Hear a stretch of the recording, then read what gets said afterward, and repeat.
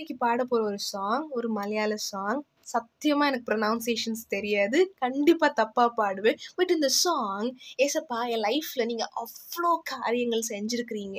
இதுக்கெல்லாம் நான் வந்து என்ன பிராயச்சித்தம் பண்ண போறேன்? What will I do back? அப்படின்றது வந்து ஒரு கேள்வி கேட்குற ஒரு பாட்டு. எனக்கு ரொம்ப பிடிச்ச song. But very sorry for the ப்ரொனவுன்சியேஷன்ஸ்.